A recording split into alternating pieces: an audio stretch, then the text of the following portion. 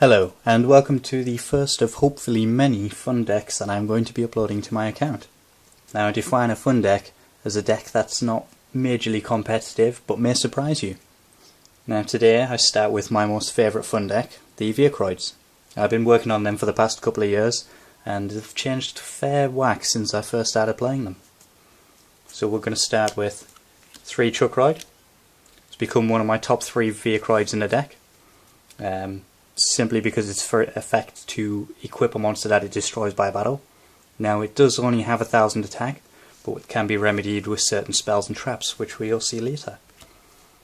We've got 3 Vehicroids, great for getting over defense position monsters, especially those pesky can't be destroyed by battle ones, because then it's destroyed by the effect of Vehicroid.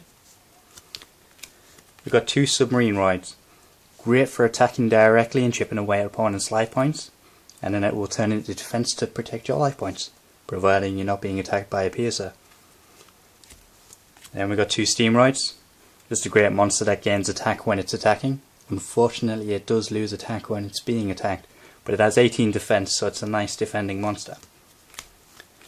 Got 2 Express Roids, simply just to add Roids back to the hand. The only downside is you must have 2 in your graveyard for its effect to activate.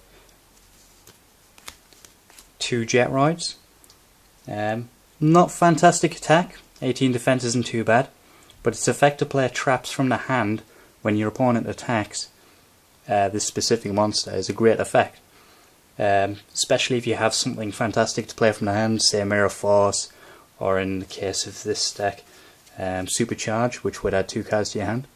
Or it's even just nice to goad your opponent into not attacking, making them think that you have a great trap card in your hand. Next we have Stealth Roid. I personally don't like this monster. Not great attack, even worse defense. The only reason why it's in the deck is purely for fusion reasons. And then the wild card of the deck, Kawaki Meru Power Hand.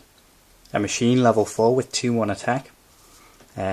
Its cost, however, you do need to reveal a normal trap card at the end turn to keep it on the field, but this deck's chock full of normal trap cards, so therefore the cost isn't too much of a worry.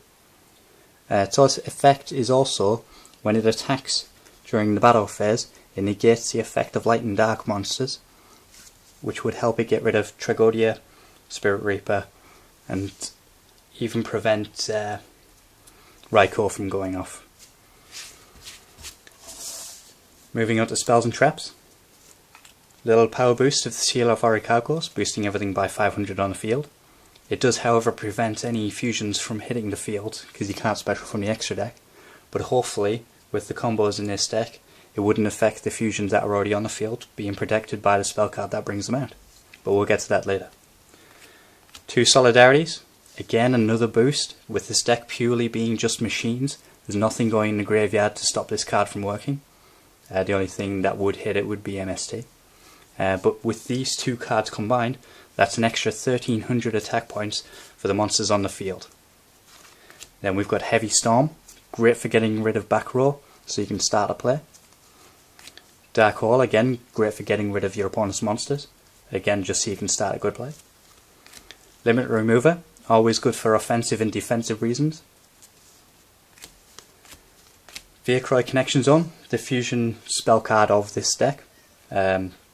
You'd get 3 or 4 Vehicroids and get this specific Super Vehicroid that would come out of the deck. It only works with Super Vehicroids, so they're the only fusions that I have in the deck, unfortunately. And they combo with Chain Material, which allows me to fuse from the deck, the hand, or the graveyard, and the field, which is fantastic because you don't always have the Vehicroids in your hand or on the field for the spell card.